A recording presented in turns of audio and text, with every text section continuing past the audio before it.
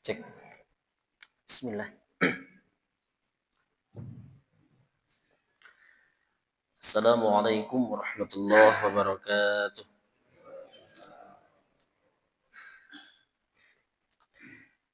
Alhamdulillahi rabbil alamin. Wassalatu wassalamu ala sayyidina Muhammadin sayyidil mursalin wa ala alihi wa ashabihi wa man tabi'ahum bi ihsanin ila yaumiddin. Amma ba'd. Fa ya ibadallah usikum wa iyaya bittaqwallah. Ittaqullah wattaqullah thumma ittaqullaha faqad fazal muttaqun. قال الله تعالى في القرآن الكريم أعوذ بالله من الشيطان الرجيم وتزودوا فإن خير الزاد التقوى واتقوني يا أولي الألباب الآية. وقال النبي صلى الله عليه وسلم من سلك طريقا يلتمس فيه علما سهل الله طريقه إلى الجنة. Amin.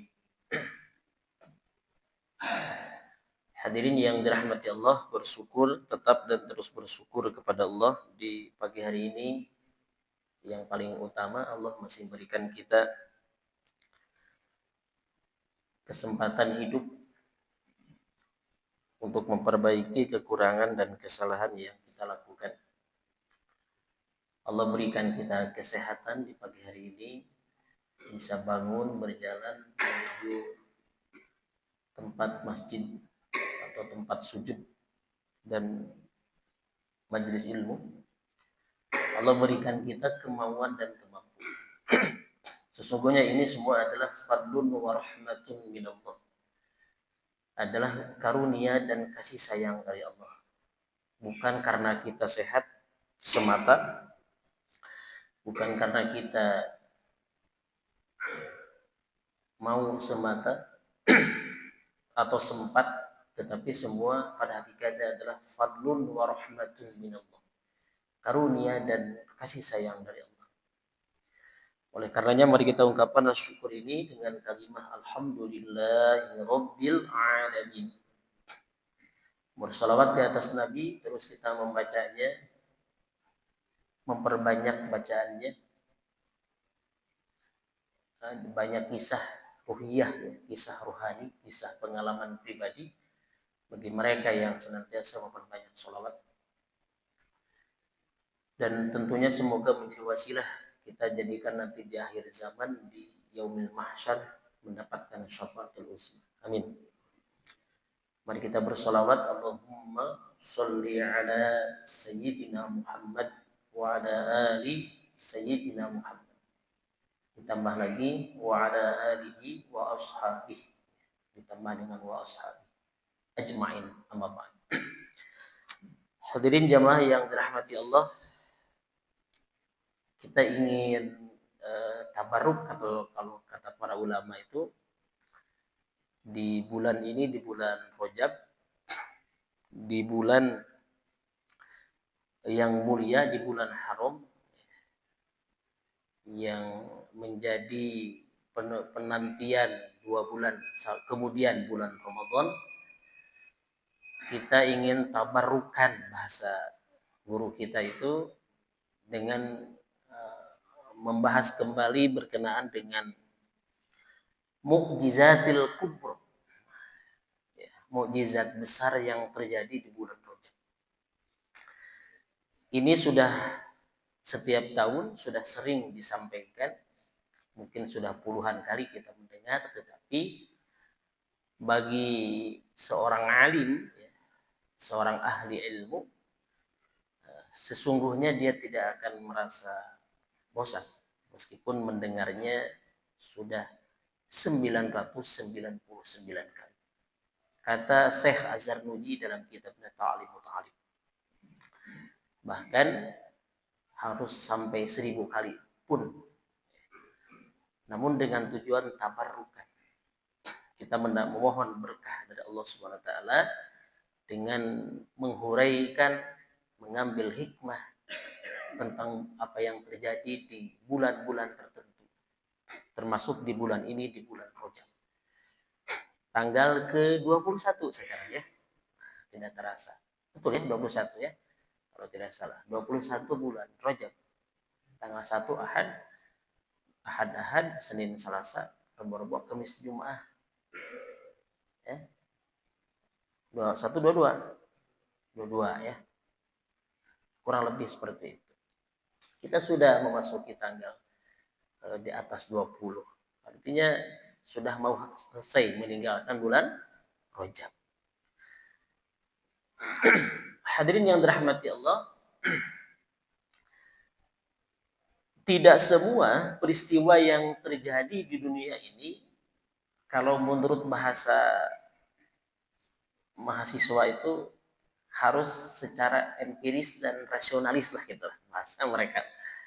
Tidak semua kejadian di dunia ini harus diterima atau dipahami secara empiris gitu lah dan rasionalis gitu.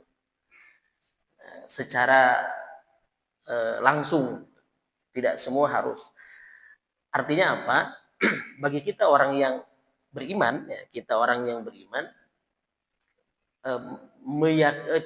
bukan cukup ya, menerimanya itu tentu ada yang lebih daripada sekadar itu, adalah dengan imani atau dengan keimanan. Ini terutama hal-hal yang menyangkut peristiwa yang bentuknya mukjizat. Jadi nggak bisa diempiriskan mana di faktanya, kemudian rasional masuk akal atau tidak, kemudian sesuai dengan ilmu sekarang misalkan. Itu nggak semua. Dalam kenyataannya. Ada orang yang bersolat yang sangat Pak Ustadz Janjan. Ketika ada yang menyebutkan, mana mungkin Nabi Yunus masuk ke dalam ikan yang besar. Kan Al-Quran menyebutkan ikan yang besar. Tidak disebutkan ikan paus, ikan hiu kan tidak, atau paus. Kan disebutnya ikan yang besar. Hanya saja memang hari ini orang memaknai atau sebatas pengetahuan kita, ikan besar yang ada di laut adalah paus. Betul tidak? Ataupun ada yang zaman purba atau apa namanya itu? Alah, apa tuh? Gedon kita gitu. Hah? Almagedon ada apa? Ya itulah gitu. Nah, ada itu yang menolak itu. Mana mungkin manusia kok bisa di dalam ikan? Ini tidak mungkin. Ya saya bilang tadi, kalau hanya sebatas rasionalis gitu kan, atau pakai rasio, pakai otak gitu kan, tidak akan sampai otak kita, tidak akan masuk. Meskipun di dalam surah itu memang zunnun ya, zannun itu, jadi setiap kalimat yang memakai za, saya menguraikan dari sini dulu ya, saya menguraikan dari cara pandang kita dulu terhadap mukjizat. Saya dari sini dulu menguraikannya. Jadi setiap kalimat yang pakai za atau za itu artinya memiliki ya, atau pemilik gitu kan. Itu lebih dalam sekadar sohib, kasohib misalkan. Itu za itu lebih dalam. Artinya benar-benar terjadi dan benar-benar dimakan gitu. Hanya cara makannya, apakah ikan itu dikunyah atau tidak. Ya kita jangan membayangkan bapak makan cireng atau bala-bala, kan dikunyah. Kemudian hancur kan. Tapi buktinya ya, ikan itu kalau memakan, taruhlah paus itu kan makhluk-makhluk kecil itu apa namanya? Plankton ya. Itu kan membuka mulutnya sebesar-besarnya, kemudian di hop gitu kan dengan air itu, lalu dia masuk semua. Dan konon katanya berdasarkan ahli lauk ya, tukang mancing sebenarnya, di dalamnya itu ada penyaring gitu, ahli ikan itu. Jadi di sini tuh ada saringan yang makanannya itu tersaring. Nah, apakah Nabi Yunus itu hanya sampai tenggorokannya, atau sampai mulutnya saja, atau sampai perutnya? Nah, ini para ulama berbeda pendapat dari kalimat al-khomahu itu.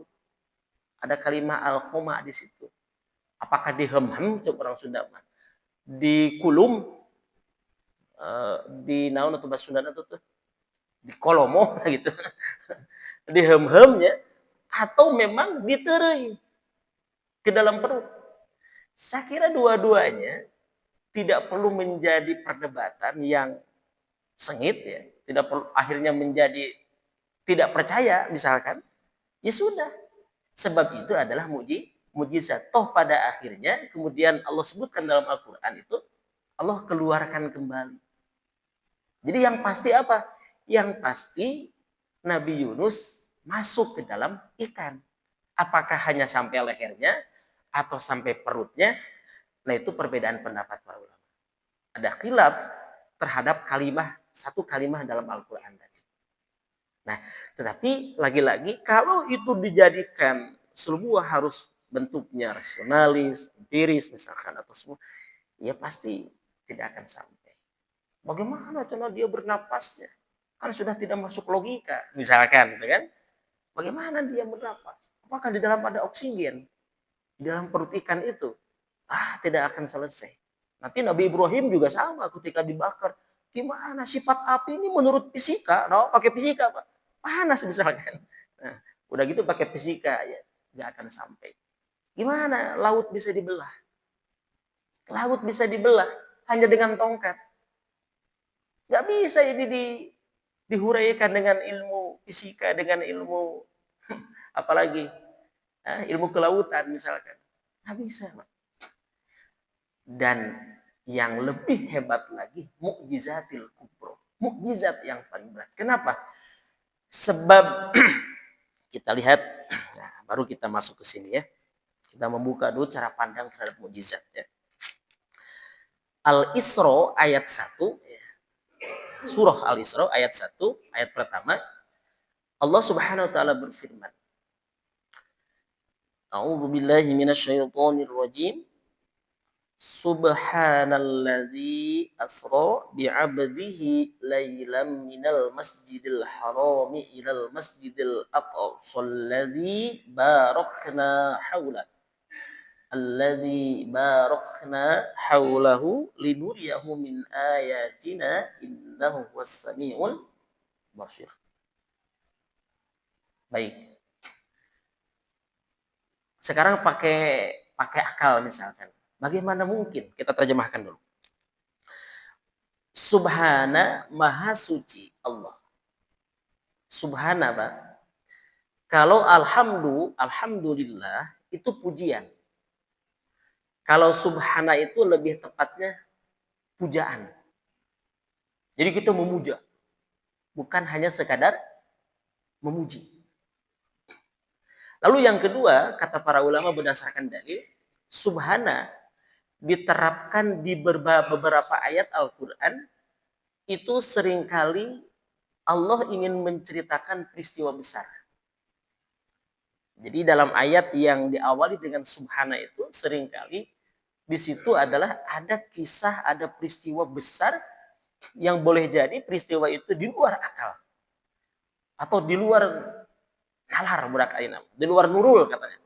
Bahkan saking di luar nalarnya gitu kan. Peristiwa yang besar. Sehingga disematkan ya, atau dinisbahkan peristiwa ini dengan kemahasucian Allah. Allah maha suci dari terhindar dari persamaan dengan makhluknya. Tidak bisa disamakan dengan makhluknya. Ya. Allah maha suci. Tidak ada yang menyamai satupun makhluknya dengan Allah dalam hal peristiwa besar ini. Itu yang ketiga, ini berarti menunjukkan perbuatan Allah. Jadi kalimat-kalimat yang dipakai subhana itu memberikan makna bahwa peristiwa itu adalah perbuatan Allah. Nah sekarang kalau perbuatan Allah, bagaimana kita mengukurnya dengan perbuatan kita? Wong perbuatan Allah, innama amruhu, dalam surah Yasin apa? Idza arada syai'a ayyakula lahu kun fayakun. Ya kalau sudah perbuatan Allah diawali dengan subhana tadi, maka di situ tidak lagi kenapa, tidak lagi bagaimana. Muncul orang mah teu kumaha di kumaha carana. Kenapa? Tidak lagi kumaha cara, tetapi adalah ini perbuatan Allah. Ketika perbuatan Allah, maka tersucikan, terhindarkan dari perbandingan dengan perbuatan manusia. Yang dalam hal ini, dalam konteks ini, hanya keimanan yang bisa menerimanya. Baik, hadirin yang dirahmati Allah. Sebelum saya sampaikan ke yang lain, kita ingin berikan satu pemahaman terhadap perbuatan Allah. Ya, misalkan berbicara tentang perbuatan Allah yang lain. Misalkan begini. Sekarang Nabi Ibrahim, Nabi Ibrahim harus dikejar, kemudian baru tertangkap. Setelah tertangkap, kemudian dilemparkan. Kan begitu. Setelah dilemparkan ke dalam api yang menyala tadi, baru Allah katakan, kulna ya narukuni bardaw wa salaman ala Ibrahim. Katakanlah, wahai api, kuni, jadilah engkau bardan, dingin.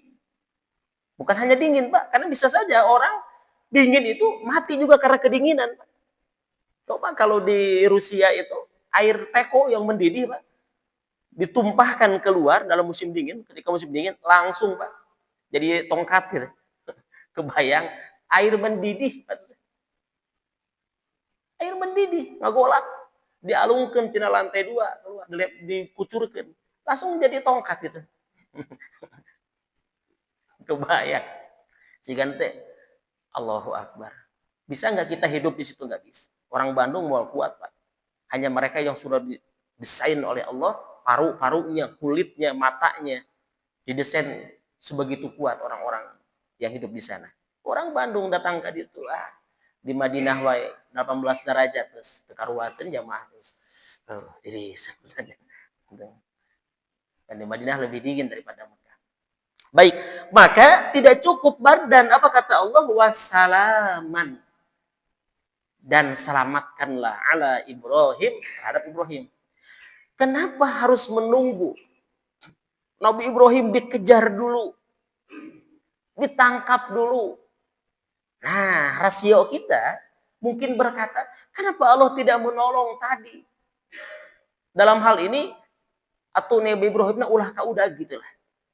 Jangan kekejar. Atau Allah sembunyikan supaya tidak tertangkap. Bisa nggak? Bisa, Pak. Sangat mungkin. Gampang kok Allah disebutkan Nabi Ibrahim. Atau oke lah, Nabi Ibrahim terkejar dan tertangkap. Tetapi kenapa sudah ditangkap, yang api sedang menyala tadi, yang kayu bakar sudah dikumpulkan oleh orang kafir tadi, kemudian oleh tentara Namrud, kemudian apinya sudah dinyalakan, kenapa Allah tidak turunkan hujan? Kan begitu rasional kita. Rasio kita akan ke sana berpikir, anak itu diturunkan hujan. Kenapa hujan tidak diturunkan? Seandainya itu terjadi, Pak, orang kafir akan memperolok-olokan, pantas lah Ibrahim. Selamat oge, udah turun hujan, kan gitu. Pantas lah. Tidak tertangkap. Begitu.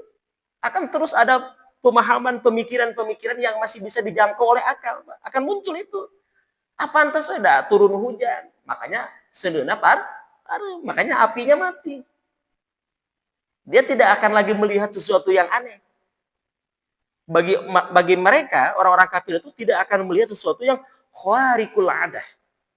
Dia tidak akan menyaksikan perkara di luar kebiasaan. Dia tidak akan menyaksikan itu. Kalau api mati oleh air karena hujan, biasa, Pak. Ayeuna lagi terjadi. Hari ini juga terjadi. Kita bisa melihat itu. Dan mereka akan memperolok-olokkan, pantas beda. Turun hujan. Jadi terjadi dibakarnya. Namun Allah biarkan Ibrahim tertangkap. Biarkan Ibrahim terikat. Kemudian Allah biarkan api itu menyala, Pak. Lalu Ibrahim dibiarkan oleh Allah dilemparkan ke dalam api.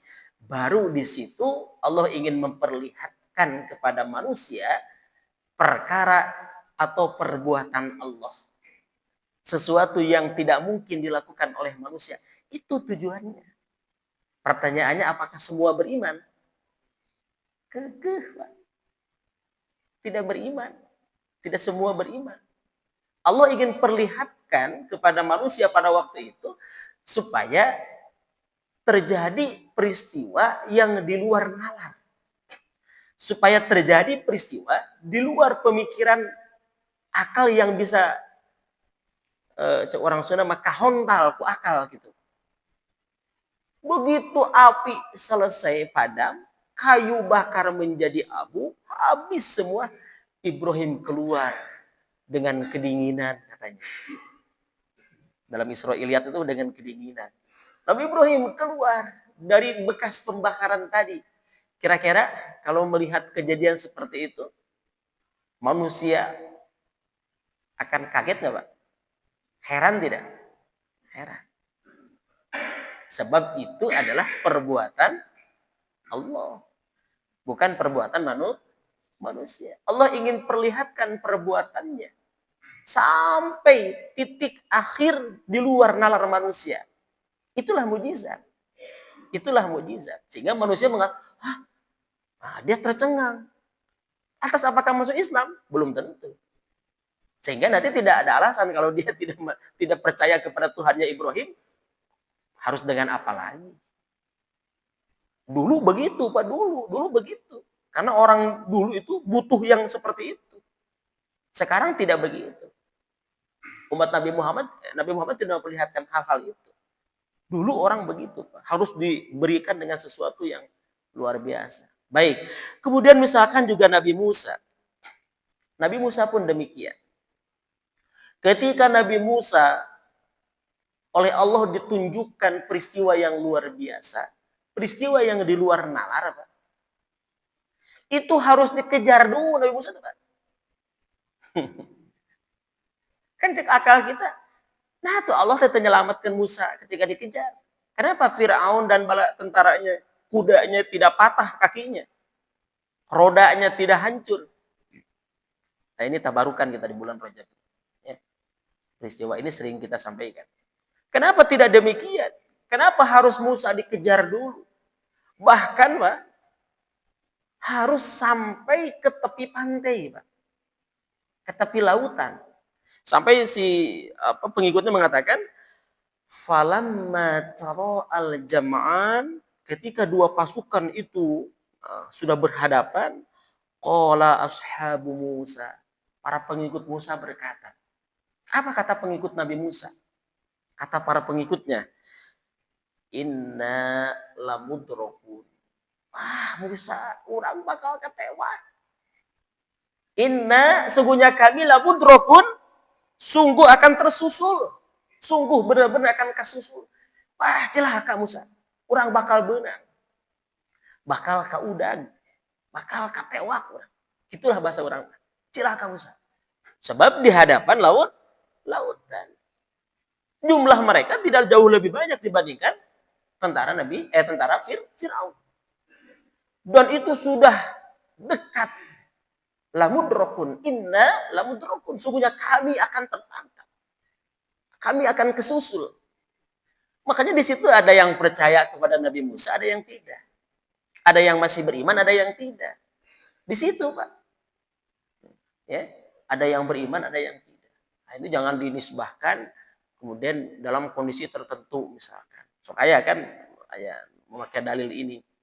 Ya, kalau kamu mau ikut dengan saya, percaya dengan saya misalkan ya, bahwa bisnis ini akan tetap ini, jangan keluar misalkan. Tapi itu perbuatan manusia itu ya. Nah, kadang juga banyak kesalahan yang dilakukan gitu. Baik. Kemudian di situ baru Allah perlihatkan perbuatannya. Allah tunjukkan kepada tentara Fir'aun, Allah tunjukkan kepada tentara atau pengikut Nabi Musa, ashabu Musa, perbuatan Allah. Punten, nyambung dengan yang tadi. Kira-kira seandainya Nabi Musa tidak dikejar atau ketika dikejar Fir'aunnya celaka atau Allah selamatkan dengan cara yang lain, kemudian misalkan mereka yang mengejarnya itu semua celaka, kira-kira aneh nggak Pak? Enggak. Pasti Fir'aun akan mengatakan, pantasnya Musa mah selamat. Cek Firaun teh kumaha? Nyeri beuteung abdi teh cenah kitu. Cek Firaun teh. Pantosnya hari abdi nyeri beuteung nya teu kuat cenah hayang ka WC cenah. Tiba-tiba si Firaun teh nyeri beuteung. Punten nya. Main mencret wae gitu. Nah, teu kuat. Atau nyeri huntu. Pasti aya alasan Firaun teh. Tapi Firaun teh disehatkeun we, Pak, sehat, Pak. Terus bisa mengejar Musa. Baru dalam titik nadir kondisi yang di situ tidak mungkin akal kita menjangkaunya, laut atau apa? Laut beneran, Pak. Hari ini ada buktinya. Laut beneran, lain laut mimpi, Pak. Apa kata Allah? Fa'auhayna ila Musa. Kami wahyukan kepada Musa, anidrib bi'asokal bahr. Untuk memukul lautan. Ya? Fangfalaqu fakana kullu firqin qatudil azim. Maka kami wahyukan kepada Musa untuk memukul lautan. Dengan apa? Bi'asoka. Bi'aso itu apa? Tongkat. Sebab para nabi dulu rata-rata bawa tongkat. Untuk apa? Disebut dalam berbagai tafsir, tongkat ini satu untuk mengembala kambing. Yang kedua, tongkat ini untuk cek orang Sunda mah nyinglarkeun lah nah tuh. Menggeser pengganggu ranting di jalanan, Pak De. Sebab rantingnya itu mungkin berduri, ya kan? Ada batu yang menghalang, itu tongkat penting. Da baheula lagi kan. Zaman dulu gitunya, bukan zaman dulu lah. Ayeuna lah petani, tukang kekebonan, kakebon, da pasti paling tidak bawa kayu kecil. Keur nyinglarkeun bisi aya orang gitu kan. Nah, bisi aya kalau ada duri kan, nah, digeser. Itu para nabi rata-rata bawa tongkat. Nah, bawa tongkat. Sehingga kalau ada ustadz, ada ulama yang kemana-mana bawa tongkat, ya mungkin diantaranya itu. Mengikuti sunnahnya para nabi mungkin ya. Ya abdi anak tongkat mah bahaya, kayak disangka geus kolot teh. Kamu pakai kacamata hideung cenah. Budak teh cenah ngorakeun geus bawa tongkat. Ansok aya nu ngalelewe teh. Ya, tapi aduh Allahu Akbar, janganlah. Aya ulama masih muda bawa tongkat. Terus dia main futsal dengan santrinya. Apa kata netizen itu? Cenah ai keur dakwah pakai tongkat di futsal lincah cenah. Hati-hati ya. Hati-hati, kita jangan menghina ulama. Banyak bukti, Pak, yang menghina orang-orang alim itu tidak mendoakan tapi langsung dibalas. Banyak Pak kejadian. Jadi saya tuh punya prinsip tidak boleh berburuk sangka kepada orang alim, Pak. Hatta seperti apapun orang berilmu, ya, tidak boleh berburuk sangka. Kalaupun dia salah, ya biarkan dirinya dengan Tuhan. Ya. Karena kita nggak tahu apa yang ada dalam pemikiran dia atau orang alim. Baik. Kemudian ya terjadilah di sini ada kalimat fang falako. Fang falako itu diartikan sebagai kalimat maka terbelah. Terbelah, Pak. Bener, Pak, terbelah. Laut terbelah. Cing kumaha cara. Hari ini, Pak, dunia yang canggih pun saya belum pernah lihat, ya. Atau mungkin ada, tapi saya belum lihat alat yang bisa membelah lautan. Ini tongkat, Pak. Ini alat yang canggih hari ini saya belum pernah melihat. Ya, meskipun ada tol laut kan ke bawah tuh di daerah mana tuh Cina apa Jepang itu, yang kereta ke bawah lautan itu kan. Kemudian juga ya kereta api tuh, bahkan juga dirancang tidak perlu membuat terowongan, langsung ke bawah itu, artinya air tidak akan masuk gitu. Ada juga. Tapi saya belum pernah melihat ada alat yang begitu ditempelkan ke air laut, kemudian dengan udara, dengan tiupan atau dengan apalah terserah, kemudian air laut membelah, lalu jadi jalan. Saya belum pernah melihat. Tapi ini hanya tongkat. Kata Allah, wahai Musa, pukulkan tongkat itu ke dalam lautan, ya, dengan kayu apa? Anidrib bi'asokal bahr.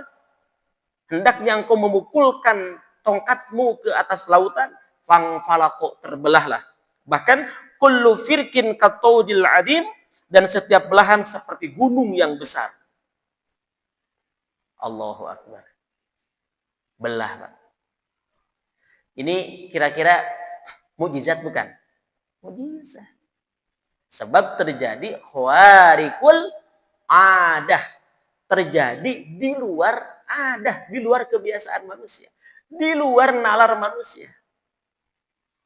Banyak contoh lagi. Baik, saya ingin contohkan 2 saja itu berkenaan dengan perbuatan Allah.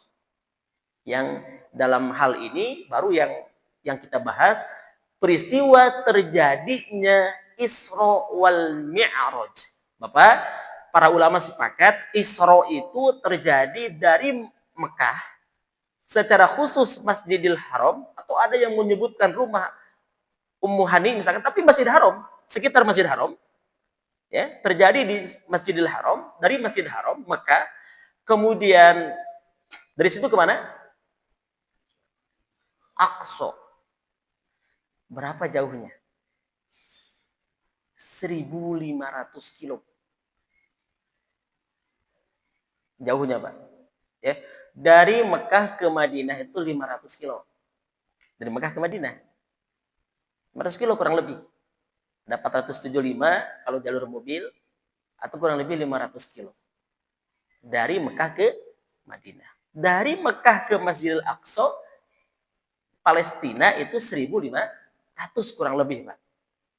Saya pernah melihat di Google Map itu, Pak Elmi, ternyata dari Jakarta ke NTB, Pak. Bener ya? Coba aja lihat. Ke Padang kayaknya kurang. Bisa jadi mungkin ya. Ya tadi Indonesia mah sanegara kan ya, Pak. Udah gitu juga masih dekat segitu teh. Kamu lamun dari Sabang ke Merauke.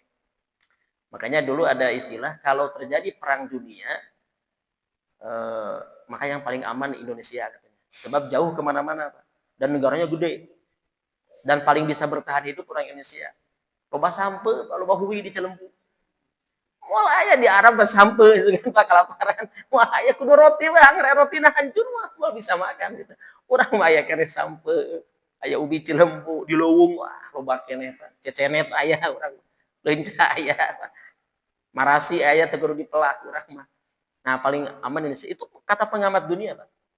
Ya, negara yang paling aman dari Indonesia. Sebab dia tidak ada dilalui oleh jalur Eropa dan daerah Arab gitu. Kalau terjadi perang dunia ketiga katanya. Maka darahnya naturalisasi pindah ke Indonesia gitu. Indonesia mah bisa perang teh aman gitu. Dan jaradinya pemain sepak bola. Baik. Hadirin yang dirahmati Allah, jadi kalau diukur dengan nalar tidak akan sampai, sebab kalimatnya perhatikan. Allazi asro. Maha suci Allah, allazi asro. Asro itu telah memperjalankan. Berarti lagi-lagi berbicara tentang perbuatan Allah. Siapa yang diperjalankan? Bi abdihi, hambanya. Siapa hambanya? Nabi Muhammad SAW. Kalau kita berjalan ya, dari Masjidil Haram ke Masjidil Aqsa, Pak, hijrah saja, mohon maaf, Nabi Muhammad dari Mekah ke Madinah itu hari Senin sampai hari Kamis, Pak. Malam Senin sampai hari Kamis.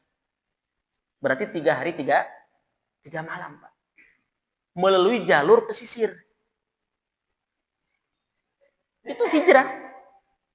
Dari malam Senin sampai hari Kamis. Langsung ke Kuba. Di Kuba 3 hari. Baru malam Senin lagi ke Yathrib. Di Kuba aja membangun masjid malam Jumat, malam Sabtu, malam Ahad. Nah, malam Senin atau hari Seninnya baru ke Yathrib. Dari Kuba ke Yathrib dekat. Paling juga 2-3 kilo. Ya, maksimal juga 5 kilo tergantung jalurnya. Artinya apa? Dengan berjalan normal saja dari Mekah ke Madinah sudah 3 hari. Pak. Itu tuh 500 kilo. Sekarang kalau ke Palestina, taruhlah 3 kali 3 berarti 9 hari. Dengan 1.500 kilo kan? 9 hari. Ustaz meureun naik Ferrari, meureun teu aya Ferrari. Atau mungkin dulu naik pesawat, tidak ada pesawat.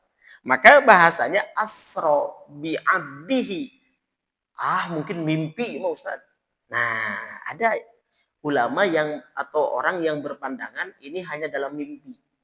Dibantah kuat oleh jumhur ulama ahli tafsir bahwa ini terjadi bukan mimpi, tapi peristiwa terjadi dengan jasad, ruh dan jasad. Kenapa? Sebab Allah menggunakan kalimat bi'abdihi. Abdun itu adalah ruh dan jasad, bukan ruhnya saja.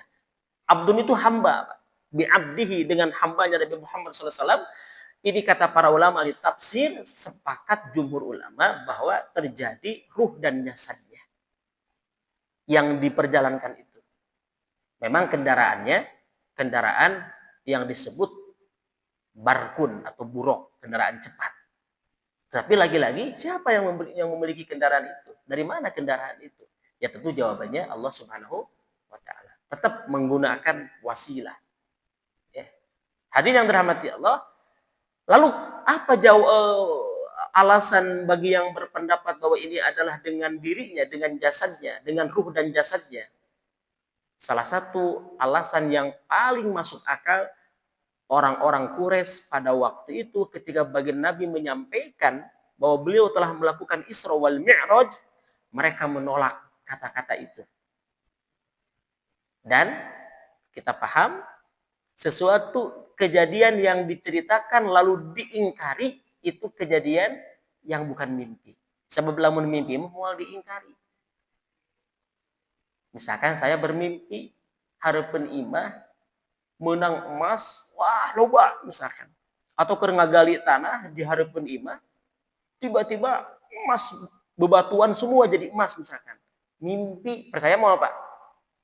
Percaya mau? Ya percaya dah ngimpi atau Pak. Terus kita percaya mimpi. Nah, karena bukan mimpi maka orang Quraisy tidak percaya. Mimpi mana percaya tuh Pak? Mau lagi mimpi itu. Terus aku bapak terpercaya. Ya percaya udah ngimpi itu. Nah, sebab itulah mereka tidak percaya karena ini terjadi bukan mimpi. Memang naik boroknya itu dari Masjid Haram ke Masjid Al-Aqsa. Lalu dari sananya tidak naik borok ke atasnya. Itu bersama malaikat Jibril. Baik. Hadirin yang dirahmati Allah, lalu dari mana mukjizatnya muncul kelihatan bahwa ini mukjizat? Lailan. Lailan itu diartikan secara harfiah adalah malam, tetapi juga diartikan oleh para ulama tafsir, lailan itu menunjuk kalimah tentang peristiwa terjadi yang sebentar. Lailan itu sekejap, Pak. Kalau secara harfiah memang lailan itu apa? Malam, di malam hari. Iya, memang terjadi di malam hari. Tetapi juga diartikan lailan itu adalah sebentar. Kalaupun iya di malam hari, lalu diartikan hanya semalam. Berapa jam sih lamanya malam, Pak? Lamanya malam berapa jam? Ulama menyebut lamanya malam itu dihitung dari waktu Isya. Ila ghasaqil lail, itu malam Isya. Sampai menjelang subuh, paling juga 8 jam. Mungkinkah bolak-balik? Belum lagi bagi Nabi menyebutkan naik ke Sidratul Muntaha dalam ayat yang lain, bukan ayat ini, ayat yang lain. Ini hanya berbicara sampai Aqsa saja, malam hari harus bolak-balik, lalu Nabi di pagi harinya ada dan menyampaikan kepada orang Quraisy, meskipun diartikan semalaman, seandainya semalaman diartikannya, mungkin nggak secara akal? Tidak mungkin, Pak. Tidak mungkin, Pak. Tidak mungkin. Ya. Namun hari ini manusia dengan ilmu pengetahuannya harusnya bisa lebih mendekatkan kepada keimanan itu. Sebab dulu orang sebelum menemukan sepeda, ya, dia hanya mengukur dengan kecepatan kuda. Lalu setelah orang menemukan mobil, wah, tidak mustahil lagi kecepatan sepeda bisa dikalahkan oleh mobil. Lalu orang menemukan kecepatan kereta, lalu orang sekarang bisa menerima ternyata ada yang lebih cepat daripada mobil. Kemudian orang menemukan kecepatan pesawat, bahkan pesawat pun berbagai jenisnya. Harusnya Pak, dengan dunia semakin canggih, akal semakin terbuka, pemikiran semakin terbuka, bukti semakin banyak tentang masalah kecepatan, harusnya orang beriman. Semakin banyak orang beriman. Dulu tidak mudah orang untuk mempercayai itu, Pak. Sebab pandangan dia, pikiran dia, pada waktu itu kecepatan itu hanya kuda. dan unta. Nah, sih itu paling cepat kendaraan? Paling unta dan kuda. Betul nggak, Pak? Ah, mana mungkin Muhammad naik kuda bolak-balik. Kan gitu paling juga. Ini tong boro-boro ke Sidratul Muntaha ya, Pak. Mana mungkin ke mana? Ke Aqsa, Pak. 3.000 kilo bolak-balik satu ting. Itu mungkin. Karena pikiran dia hanya paling cepat apa kendaraan pada waktu itu? Kuda. Tapi hari ini mungkin. Kalau hanya sekadar Masjid Haram ke Masjidil Aqsa. Hari ini mungkin, Pak. Sangat mungkin. Tanpa dengan mukjizat. Menggunakan kendaraan. Toh kenyataannya, saya naik kereta cepat dari Madinah ke Mekah saja, atau Mekah Madinah, dengan jauh 500 km, hanya 2 jam 10 menit. Kereta cepat. 2 jam 10 menit. Berarti kalau 1.500 kilo, kurang lebih 6 jam setengah. Betul nggak? 6 jam setengah kurang lebih. Atau 7 jam. Kalau bolak-balik, lama juga, Pak. Lama juga. Lama juga. Sedangkan Nabi Muhammad itu tidak sampai semalam. Bolak-balik kan. Itu belum lagi ke Sidratul Muntaha. Tapi mungkin saya mengukurnya pakai jet. Nah, jet super cepat, Pak. Pakai pesawat. Itu mungkin. Mungkin. Paling bolak-balik 2 jam. Paling bolak-balik 2 jam. Antara Mekah, kemudian Palestina. Itu paling bolak-balik 2 jam. Nah, itu sangat mungkin. Artinya, hari ini orang harusnya bisa mengimani itu. Sebab ilmu pengetahuan, teknologi hari ini bisa membuktikan kecepatannya dalam waktu yang singkat. Sedangkan pada waktu itu, Nabi Muhammad SAW tidak menggunakan pesawat jet atau super jet. Masya Allah, tabarakallah. Belum lagi berbicara tentang atas. Inilah hadirin yang dirahmati Allah. Ada semacam ungkapan, ya, ungkapan begini. Ada ungkapan, saya ingat ungkapannya gini. Kadang tidak semua yang kita percaya itu harus kita ketahui. Sekali lagi, kadang tidak semua yang kita ketahui itu harus kita percayai. Ada yang kita harus percaya saja, justru karena kita tidak tahu. Bisa dipahami, Pak? Tidak semua yang kita percayai itu harus kita ketahui. Tapi justru perkara yang tidak kita ketahui harus kita percayai. Itu dalam keseharian begitu, Pak. Justru karena kita tidak tahu, ya coba percaya saja. Kan kita tidak tahu peristiwa itu, tidak melihat. Ya, kita tidak melihat dengan secara empiris. Ya, secara rasionalis juga tidak bisa menjangkau itu, maka cukup dengan percaya saja. Nah itu bahkan yang mengatakan itu bukan ulama, ahli filsafat, orang filosof. Ya, jadi tidak semua yang kita percaya itu harus kita ketahui. Bapak yakin adanya Allah? Yakin, Pak? Pernah melihat Allah? Siga kumaha Allah? Kan tidak. Makanya ketika ada dosen mengatakan Tuhan tidak ada, karena tidak ada yang bisa melihat Tuhan. Itu orang-orang empiris. Makanya ada mahasiswa yang cerdas. Kata mahasiswa apa? Weh teman-teman, ada yang pernah melihat otak dosen? Tidak. Yang merasakan otak dosen? Tidak. Oh berarti dosen tidak berotak. Nah gitu. Kata mahasiswa yang cerdas kan begitu. Karena tadi si dosennya mengatakan Tuhan itu tidak ada dengan dasar sebab belum pernah melihat dan merasakan. Nah, cukup dengan bukti ciptaannya, ya, dan keimanan bahwa Allah itu wujud. Namun adanya Allah berbeda dengan adanya kita. Allah itu sifat wujud adanya dengan sifat apa? Wujud. Baik. Hadirin yang dirahmati Allah. Lalu yang kedua, ya, tidak selalu meskipun hukum menyebutkan adanya sesuatu itu karena sebab. Atau kita menyebutkan ada sebab musabab. Ada karena sebab. Atau kadang juga kejadian bersamaan dengan sebab. Ya, harus dibuktikan dengan itu kadang. Tetapi dalam hal iman, dalam hal mukjizat itu tidak butuh hal yang demikian. Tadi saya bilang tadi di awal, Innama amruhu idza arada syai'a ayyaqula lahu kun fayakun.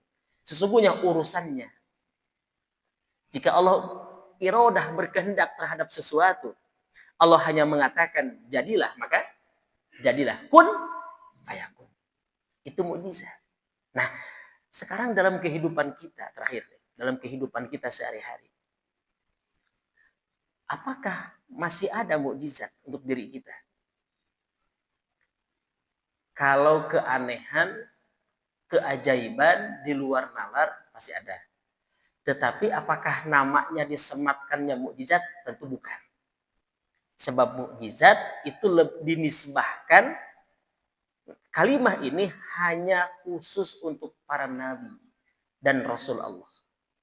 Itu mukjizat. Jadi jangan sampai Bapak berceloteh semoga ada mukjizat terhadap, kan gitu kan para artis kan kalau di media sosial kan, semoga ada mukjizat yang mengubah segalanya. Ya saya kira penggunaan kalimat itu tidak tepat. Sebab mukjizat itu terlalu tinggi, Pak. Ijaz itu melemahkan. Dalam artian Allah ingin melemahkan argumen orang-orang kafir. Ijaz melemahkan. Dengan cara apa? Dengan cara Allah. Banyak peristiwa yang terjadi yang disebut mukjizat terhadap para nabi. Tetapi tidak tepat kalau kita mengatakan semoga ada mukjizat. Ya paling kita semoga ada pertolongan dari Allah. Yang oleh para ulama disebut ma'unah. Apakah karomah ada? Ada. Ini yang ada yang tidak percaya terhadap karomah para wali. Orang-orang soleh ada, Pak. Hanya memang kata para ulama tidak seharusnya karomah yang terjadi pada seseorang itu diceritakan. Sebab itu akan menjadi masalah, Pak. Sehingga mohon maaf, saya tidak semua setuju kalau ada habaib-habaib masih muda-muda bercerita tentang karomah gurunya yang tidak masuk akal. Saya tidak setuju kalau itu harus diceritakan, kalaupun memang benar terjadi. Sebab itu akan menjadikan orang antipati. Hari ini orang sangat rasional, Pak. Kalau menceritakan karomah, berbeda dengan menceritakan mukjizat. Ini kalau dulu dia kalau mau ke Mekah jalannya ke sini, di mana tuh, di Sunan Gunung Jati kan? Atau di mana itu? Pamijahan. Cukup masuk ke sini saja sudah bisa tembus ke Mekah. Enggak masuk Pak akalnya, Pak. Orang menjadi antipati, menjadi benci akhirnya, Pak. Kalaupun memang itu pernah terjadi pada waktu itu terhadap guru-guru kita, terhadap ulama itu, enggak perlu kita dijadikan sebagai standar atau ukuran. Cukup hanya menceritakan hikmahnya bahwa orang soleh itu, orang yang dekat kepada Allah itu, dia tidak berpikir lagi duniawi, ya. Allah bisa berikan kekhususan di antaranya seperti ini. Ini kadang dijadikan sebuah keyakinan hari ini harus masuk ke dalam lubang itu, kemudian juga harus duduk, kemudian juga harus hati-hati. Bahkan menjadi, mohon maaf, ya, menjadi dilecehkan nanti. Padahal bisa jadi memang walinya mengalami itu, tetapi ada hal-hal yang sesungguhnya tidak mesti disampaikan, diulang-ulang, lalu dijadikan sebagai standar. Kudu nepi kadinya, kudu ngajugjer. Akhirnya menjadi sebuah keyakinan nanti. Menjadi sebuah keimanan atau keyakinan. Nah, itu berbahaya. Nah, jadi yang salah bukan para walinya. Para walinya mungkin dia orang-orang yang hanya dirinya yang tahu, tapi itu yang menceritakannya yang berlebihan tadi. Ada memang karomah para wali. Tetapi itu sebagai targhib. Nah, sebagai apa? Targhib. Sebagai pangdidita, kalau saya ya, targhib ya, pangdidita ya.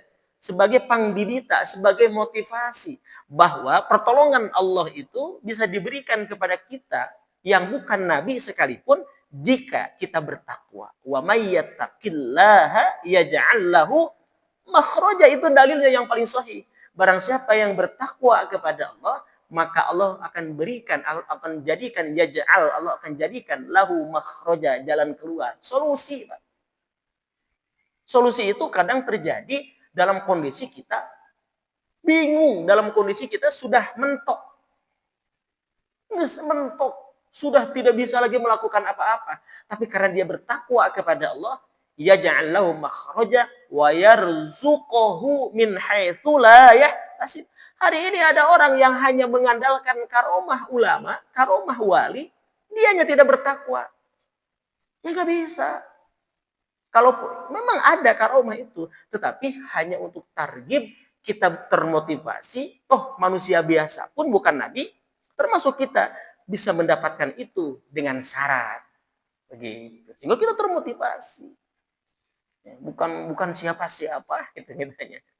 Nah ini maksud saya. Jadi hati-hati dalam hal ini.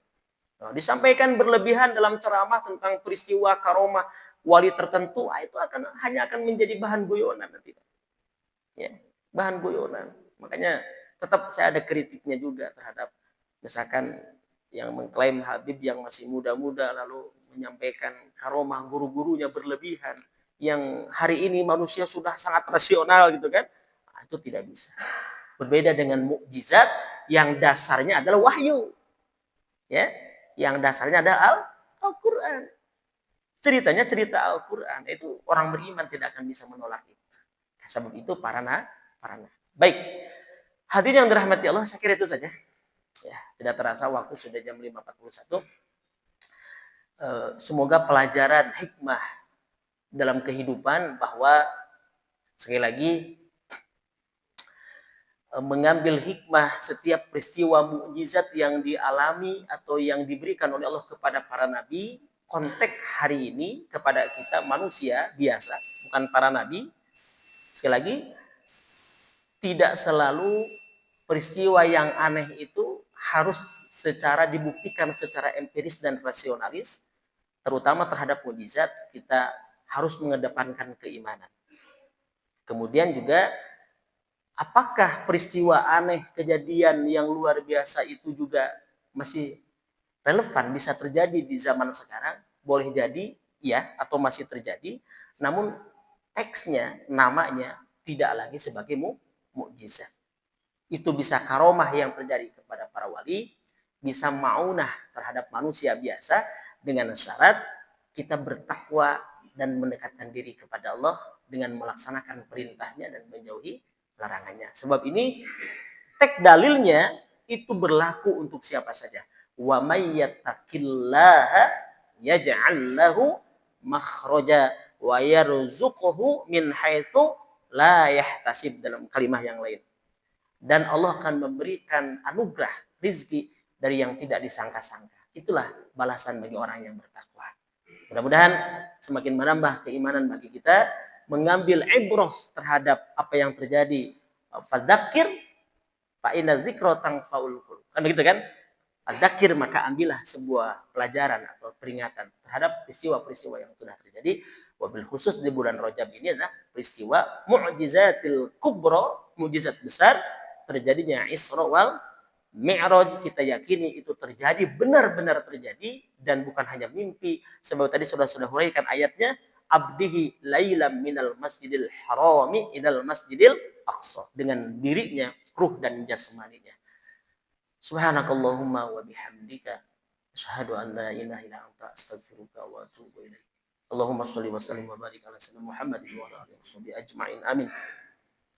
Allahumma ighfir lana dhunubana wa dhunuba abaina wa ummahatina wa ikhwanina wa akhwatina wa limasyayikhina wa limasyayikh wa masyayikhina wa li jami'il muslimina wal muslimat wal mu'minina wal mu'minat al ahya'i minhum wal amwat. Allahumma anfa'na bima 'allamtana wa 'allimna ma yanfa'una wa zidna 'ilma walhamdulillahi 'ala kulli hal wa na'udzu billahi min kulli halin ahlin nar. Allahumma inna nas'aluka 'ilman nafi'an wa rizqan halalan thayyiban wasi'an mubarakan wa 'amalan mutaqabbala wa syifaa min kulli da'in. Ya Allah, sungguhnya kami mohon kepadamu ilmu yang bermanfaat, rizki yang halal, yang banyak, yang barokah ya Allah, serta amal perbuatan yang Kau terima ya Allah. Ya Allah, kami mohon kepadamu obat atas segala penyakit yang ada dalam diri hamba ya Allah. Sembuhkanlah penyakit yang ada dalam diri hamba ya Allah. Berikan kami kesehatan yang lebih bermanfaat, kesehatan untuk beribadah kepadamu ya Allah. Rabbana atina fid dunya hasanah wa fil akhirati hasanah wa qina adzabannar. Sallallahu ala sayyidina Muhammad wa ala alihi wa sahbihi wa baraka wasallam. Walhamdulillahi rabbil alamin. Akhirul kalam, wabillahi taufiq wal hidayah. Assalamualaikum warahmatullahi wabarakatuh.